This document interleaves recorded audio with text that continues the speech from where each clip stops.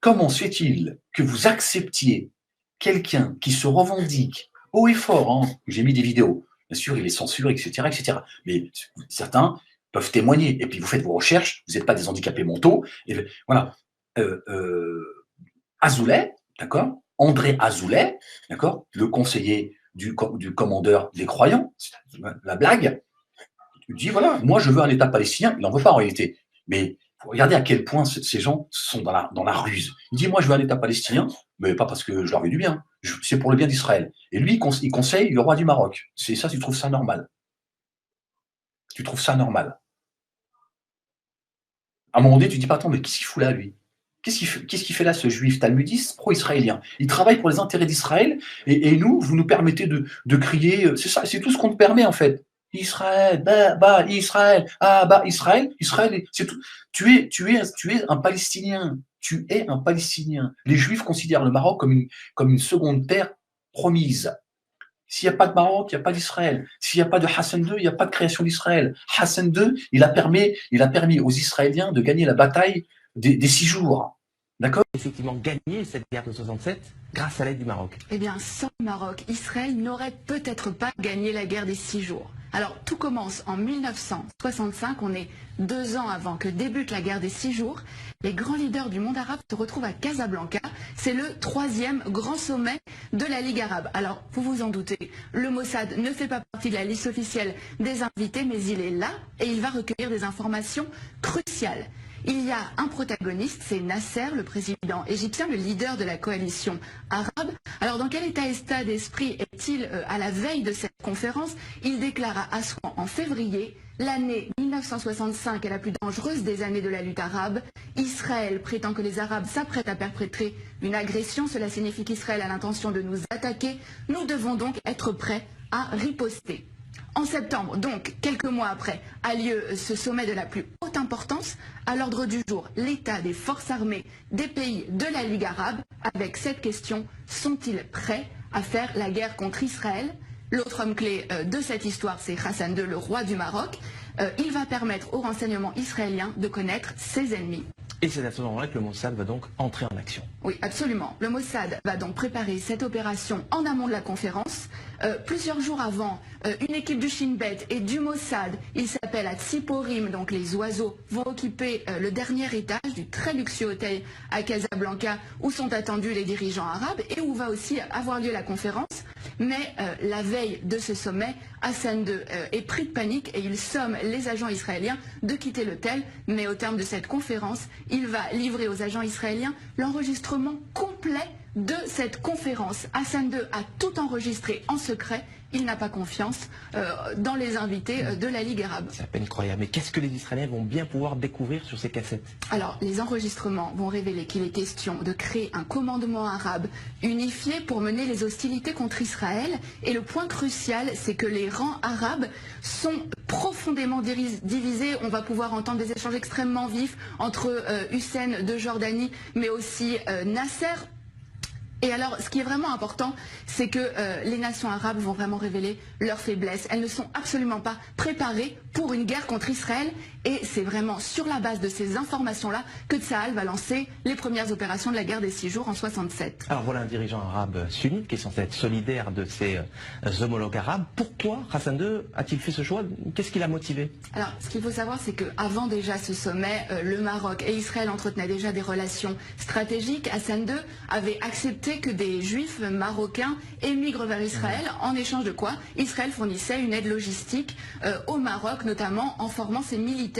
Et suite à cette opération, qui a vraiment été considérée comme le fleuron des renseignements israéliens, Israël est en dette vis-à-vis du Maroc. Seulement un mois plus tard, en octobre, cette dette a un nom, c'est Mehdi Ben Barka, le plus farouche opposant d'Hassan II. Le Mossad participe à l'opération Baba Batra. L'objectif, c'est faire disparaître absolument Ben Barka, Baba Batra aux initiales donc de Ben Barka, mais c'est aussi le nom d'un traité du Talmud. Le Maroc a donc été un allié indispensable à Israël dans la guerre des 6 jours, même si, on le voit bien, aucun cadeau. Il a permis la création d'Israël en baisant la gueule des nakilistes de leurs frères. Hassan II est un alawite, comme Bachar al-Assad. Ce sont en réalité des juifs. il est temps d'ouvrir les yeux à un moment donné. Votre misère, la misère que vous vivez au Maroc, elle est décidée à partir du Talmud et du Zohar. Vous êtes des animaux. Certains responsables israéliens, c'est ce qu'ils disent. Ils disent le Maroc, la Tunisie et l'Algérie, c'est des animaux. À un moment donné, il va falloir penser à les détruire. Ils le disent. Il y en a une, elle l'a dit il n'y a pas si longtemps de cela. Alors évidemment, à chaque fois qu'il y a des élections, ils se lâchent, etc., etc. D'accord? Ils vous considèrent comme des animaux. Donc les Marocains, si aujourd'hui on a pillé vos terres, on a cassé le dos à vos parents, on leur a demandé de courber les chines et on continue à les humilier, c'est parce que eux, c'est quelque chose de tout à fait normal. Quand cette dame, la vidéo que j'ai mise, quand cette dame, elle dit, moi, je vais conseiller à des gens de ma famille, à des amis qui vivent en France, qui ont des problèmes avec le fisc, de rentrer au Maroc, et vous êtes les bienvenus. Donc déjà, ça veut dire, il n'y a pas aucun souci pour venir ici en tant que juif, d'accord? Et elle se dit, il n'y a pas un seul moment où elle a bégayé en se disant, bon, je peux pas dire ça quand même, parce que là, je veux dire, je peux pas faire déjà passer le Maroc pour, tu vois, un pays où tu peux venir, on accepte les voleurs, tu vois, etc., etc. Non, parce que pour elle, c'est tout à fait normal dans son esprit. Pour elle, user ces usuriers-là, pour eux, c'est quelque chose de normal. Pour eux, c'est tout à fait normal. Puisque le Talmud permet d'abuser du goy au niveau économique. Bon, là, c'est pas le fait du hasard que ces gens, pour la plupart, sont banquiers. Sinon, ça n'a pas de sens que le Talmud te permet de ruser sur le plan économique le goy. Si ce n'est pas pour tenir l'économie, ça n'a pas de sens. Donc eux, ils disent, voilà, nous, ces gens-là, on a la permission d'Hachem d'abuser de l'usure. Voilà. D'accord? Donc, tout à fait normal qu'il y a des gens, ils vont en Israël, ils vont au Maroc, d'accord, de cette communauté, en se disant, on a fait des carambouilles, on n'a rien à foutre, c'est permis par Hachem. À un moment donné, il va falloir que les Marocains, que vous preniez conscience de votre état et qui vous a mis dans cet état-là. Comment se fait-il que le roi du Maroc libère un pédophile sans aucun scrupule et qui fasse prendre 20 ans de prison à des gens qui se sont battus? Moi, pour ceux qui ne me connaissent pas, d'accord, moi, je rejette votre religion. Votre sunna, ce n'est pas la mienne. D'accord? Mais ces gens, en tant qu'humains et en tant que Marocains, se battent contre la misère que subit le peuple marocain. Ilou Azoulay pour ouvrir sa gueule et lui dire, bon, attendez, dans ce pays, il y a un deux poids, deux mesures. On ne peut pas, nous, juifs, vivre comme des Saoudiens et le peuple marocain. Tu vois, à chaque fois qu'on nous montre des vidéos qui a un discours, c'est toujours pour nous montrer, tu vois, la tolérance venue des musulmans, ça fait plaisir et tout, pour mieux vous baiser la gueule, c'est tout. C'est rien foutre de votre gueule. Il faut regarder votre réalité de tous les jours. Comment ça se fait que le juif au Maroc, c'est le roi du pétrole? Comment ça se fait? Moi, je veux juste qu'on me réponde à cela. Comment se fait-il que eux, ils ont un État dans l'État, et eux, il y a des endroits du Maroc, comme il y a eu à une époque, il y a des endroits en Algérie, où les mecs, et c'est toujours la même chose, ils sont tout le temps à vivre en marge du reste du monde, et ils sont tout le temps en train de se plaindre que personne ne veut d'eux. Ils n'aiment pas les gens, ils n'aiment pas le reste du monde, ces talmudistes n'aiment pas le reste du monde. Tout ça est organisé par le judaïsme politique. Alors, il y en a marre de pouvoir crier haut et fort à bas l'islam politique, et tout le monde dit bravo, bravo, et c'est un droit que l'on a, très bien, et c'est très bien, et qu'on ne puisse pas dénoncer le judaïsme politique qui, lui, est structuré, dangereux pour l'humanité. Pour l'humanité. D'accord? Donc, la question que je pose une fois encore, que je reformule, d'accord? Calmement, comment se fait-il, vous autres Marocains, d'accord? Comment se fait-il que vous acceptez un talmudiste, d'accord, au sein comme conseiller du roi, d'accord? Je vais dire au sein de l'État, machin, non, c'est une royauté. Comment se fait-il que vous acceptez que celui qui décide de l'avenir du vôtre et de vos enfants, ce soit un juif qui travaille pour les intérêts israéliens? Il s'en cache pas, hein. Il a dit, moi, voilà, Israël, c'est mon pays, voilà, après, blabla, le Maroc, tout ça, il n'a rien à foutre, le Maroc, d'accord? Et juif, pro-israélien, le Talmud et le Zohar à la main. À un moment donné, je veux dire, quand c'est qu'à un moment donné, vous allez dire, bon, attendez, là, il y a quelque chose qui ne va pas là. Là, il y a quelque chose qui ne va pas là. Vous n'avez pas l'impression que c'est Azoulay qui vous a mis dans cet état-là, d'accord? Vous n'avez pas l'impression d'être des Palestiniens bis? Vous n'avez pas l'impression que votre pays il est colonisé? Au vu et au su de tout le monde, vous n'avez pas marre qu'on vienne, pardon encore une fois, mais je ne suis pas là pour qu'on vienne baiser vos sœurs, vos femmes, vos filles, vous n'en avez pas marre qu'on fasse venir des porcs qui viennent de l'extérieur, qui sont protégés par le roi du Maroc? Comment ça se fait, le roi du Maroc, il a osé, voilà qui il est. Parce que ça, il n'y a pas une feuille qui tombe d'un arbre sans l'accord de Dieu. Quand le roi du Maroc qui protège un pédophile, Dieu est en train de vous montrer qui sont ces tyrans et qu'est-ce que vous êtes à leurs yeux, des animaux, des bestiaux. Voilà. Et ça, c'est dans le Talmud. Donc quand tu vois que le conseiller du roi, c'est un juif talmudiste pro-israélien, tu comprends pourquoi vous êtes considérés comme des animaux. Il n'y a pas besoin d'avoir fait des études, d'avoir fait l'ENA pour comprendre ça. Il suffit de regarder. Tu dis que celui qui le conseille, voilà quelle est son identité, elle est juive, talmudiste, pro-israélien. Et il ne se cache pas de travailler pour les intérêts de l'État d'Israël. D'accord? Et combien de vidéos j'ai mises, mais ils les font sauter à chaque fois, où il y a des accords entre Israël et le Maroc en sourdine, d'accord, sur le plan médical, etc., etc. Donc en fait, on nous dit, on vous laisse manifester à bas. Ils n'en ont rien à foutre, les Israéliens, que vous dites à bas Israël. Qu'est-ce qu'ils en ont à foutre?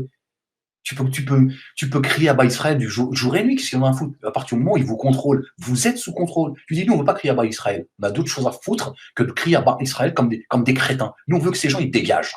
On veut reprendre notre destin en main. Vous appartenez à Dieu. Alors le problème, c'est qu'il faut revenir à Dieu. C'est ça l'enjeu de tout cela. Tout l'enjeu de mon discours, tout l'enjeu de l'arrêté de votre destinée, d'accord? Dieu l'a dit, il a dit, l'avenir appartient aux pieux. Posez-vous la question, d'accord? Où est-ce que vous en êtes avec Dieu? Dieu, il a dit, regardez ceux qui s'octroient des diplômes. Votre roi du Maroc, son père et son arrière-grand-père, etc., ils se sont tous octroyés des diplômes, descendants directs du prophète, etc., etc. Alors que bon, il y a des gens aujourd'hui qui ont compris qui est Mohammed alayhi salam, quel est le statut des prophètes et des messagers. Bon bref, ils s'octroient des diplômes. Dieu dit, regardez ceux qui s'octroient des diplômes, alors que c'est moi qui purifie par la foi. Et vous ne subirez pas l'injustice de la grosseur d'un fil. D'accord? C'est-à-dire ça. Regardez. Dieu l'a dit, ça là. Vous ne subirez pas l'injustice de la grosseur de ce fil-là. C'est une promesse que Dieu a faite. D'accord? Celui qui m'invoque, je suis disposé à lui répondre. Qu'il réponde à mon invitation. L'invitation, c'est quoi? La ilaha illallah. Il n'y a de Dieu que Dieu. Wahdahu la sharika lah. L'unique et sans associé. C'est le dépôt. Dieu l'a dit, respectez le dépôt que je vous ai confié et je vous fais une promesse. Aucune calamité ne vous tombera dessus. Regardez votre état, regardez l'état du monde musulman, dit musulman, d'accord, dans le monde, les derniers de la classe, les plus humiliés, les plus bafoués, pas les plus attaqués. Les plus attaqués, c'est la chrétienté. Sauf que Dieu, il a mis de la compassion dans leur cœur et ils sont plus près de Dieu que nous en réalité. D'accord, les Juifs se disent le peuple élu, nous on se dit la mère du Oumma. En réalité, Dieu dit, les vrais croyants, les apôtres de Jésus, fils de Marie, qui traitent de fils de pute. Azoulay, Marie est une pute. Son fils est le fils d'une pute. Voilà qui gouverne le Maroc. Celui qui insulte la parole de Dieu, qui dit que la parole de Dieu, d'accord, ils disent que ce livre-là est dans les excréments pour l'éternité. D'accord? C'est ça, en fait. Voilà ce qui se passe. Mais vous êtes loin de tout cela. Loin de tout cela. Dans vos pratiques de sorcellerie, de roquia, vous allez chercher une autre puissance en dehors de celle de Dieu. Donc Dieu, il a dit, moi, seuls ceux qui respectent le dépôt, aucun problème. Aucun problème. Ne les craignez pas. Craignez-moi, je suis plus digne d'être craint. Donc, il n'y a aucun doute là-dessus. D'accord? Pour ça, il faut répondre à l'invitation de Dieu. D'accord? Votre état, il dépend de votre relation avec Dieu. Voilà. Et Azoulay, il travaille, d'accord? Lui, il est sien. Quand je dis Azoulay, vous avez compris ce que je veux dire. Lui, il est sien. Il travaille Et ils ont toujours travaillé et ils continuent aujourd'hui à entretenir les fausses religions dans lesquelles nous avons été baignés. J'ai été baigné, moi, dans ce que j'appelle le musulmanisme depuis toujours.